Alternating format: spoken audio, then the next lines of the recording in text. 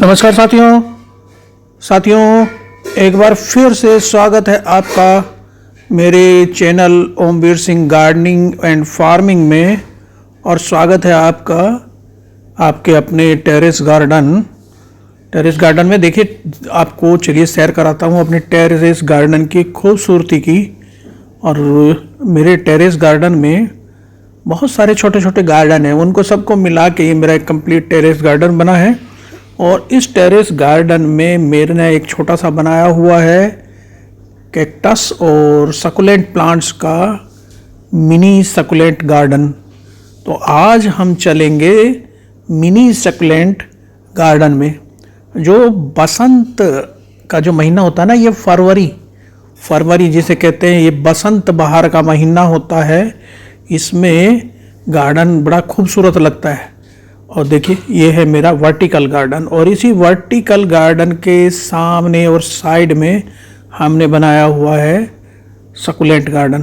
तो आज मैं खूबसूरत से सकुलेंट जो हमारे प्लांट्स हैं उनके बारे में उनको मिलवाता हूँ, क्योंकि मैंने बताया बसंत बहार का महीना होता है फरवरी में।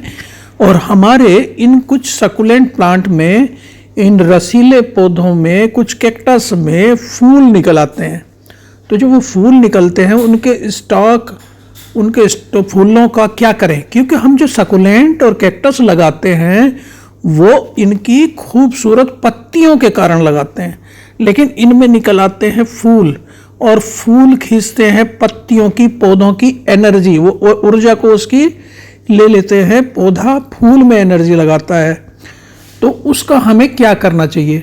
तो ये निर्णय हमें अपने आप करना है कि हम इनमें फूलों को रखना है या हमें पत्तियां खूबसूरत लगती हैं। तो हमने तो कैक्टस और ये सकुलेंट जो पौधे हैं वो लगाए हैं इनकी पत्तियों की खूबसूरती के कारण। तो इससे अगर आपको बीज लेना है तब तो फूलों को चलने दीजिए, बीज कलेक्ट कर लीजिएगा। लेकिन बीज से और सकुलेंट और कैक्टस के पौधे बनाने की प्रक्रिया बड़ी लंबी होती है।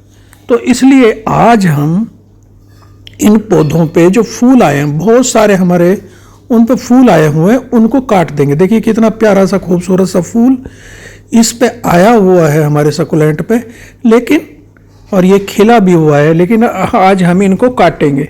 तो दो तीन चीज़ों की हमें ध्यान रखनी होती है। पहला तो ये जो डंठल होता है, जो स्टॉक होता है फूल का, उसको बिल्कुल आधार से हमें तेज कैंची से काटना चाहिए, जिससे कि उसमें कोई इन्फेक्शन ना होने पाए।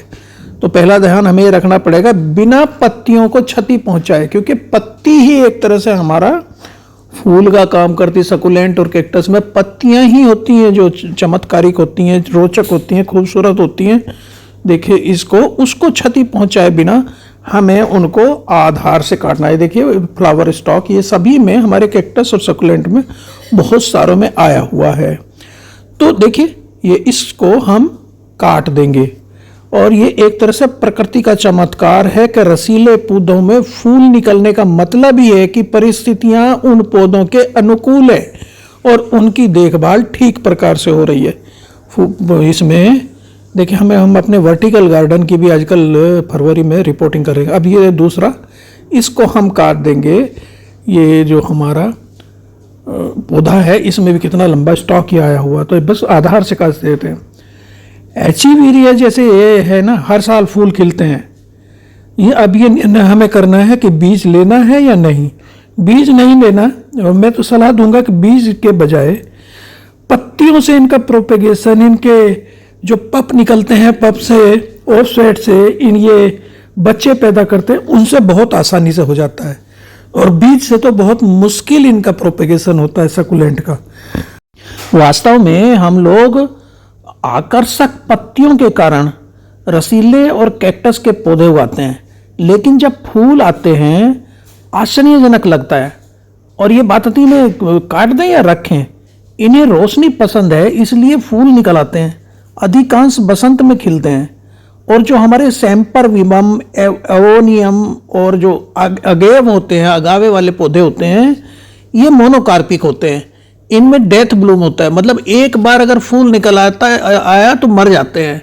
लेकिन फूल आने के बाद जब इन्हें मरना होता तो उससे पहले पहले ये बहुत सारे बच्चे, ओव सेट, पप्स हमें दे जाते हैं, जिन्हें चला सकते हैं। लेकिन जो बाकी हैं, बाकी जो हमारे जैसे एचिवेरिया, सैडम, एलोवेरा, क्रासुला, कैक्टस, इनमें हर साल फूल आते हैं और ये पॉलीकार्पिक होते हैं। ये इनमें फूल आने का मतलब है कि इनकी देखभाल बहुत अच्छे से हो रही है और ये हर साल फूल देते हैं। तो इनको आधार से इनको आराम से काट देना चाहिए, तो ये फूल आने के बाद मरते नहीं है और 4 से 6 साल बाद अधिकतर सकुलेंट और कैक्टस में फूल आ जाते हैं। ये हमेशा अच्छा रहता है कि हमें जो अगर काट देते हैं तो ये एक्चुअली फूल जो है ना अट्रैक्ट करते हैं कीट पतंगों को और बीमारियों को, तो इसलिए इनके जो डेड स्टॉक है, इनके तने टेढ़े मेढ़े हो रहे हैं, उनको काट देना चाहिए। लॉन्ग स्टॉक है उनको काट देना चाहिए। डिजीज और पेस्ट से बच जाते हैं और हम ये ऊर्जा लेते हैं जो वो फिर पत्तियों को मिलती है, पौधों को मिलती है, वो अच्छे से चलते हैं। तो मोनोकार्पिक एक बार फूल आता है और पॉलीकार्पिक में अपने जीवन काल में कई बार फूल आता है।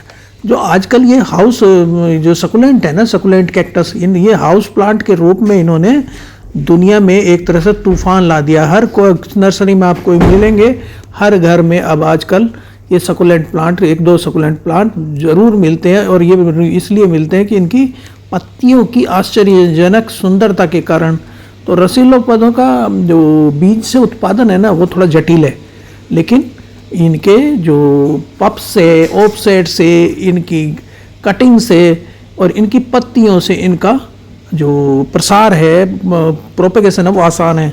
तो हमें इनके फूल रखने की बजाय मेरा तो सुझाव ये है, इनको काट देना चाहिए, जिससे कि ये अपनी ऊर्जा को अपने पौधे में लगाएं। और अगर फूल आ रहा तो इसका मतलब है कि हैप्पी और हेल्दी प्लांट में ही हमेशा फ्लावरिंग होती है। तो ये देखिए, ये हमने जो काटे हुए हैं इनके फूल, इनके अपने अलग अलग तरह के सकुलेंट के, वो मैंने एक एक फूल आपको दिखाया है यहाँ पे। तो आज हमने अपने फूलों की, सकुलेंट के स्टॉक की कटिंग करी, फूलों के स्टॉक की। तो थैंक यू दोस्तों, कैसा लगा वीडियो ज़रूर बताइएगा। नमस्कार।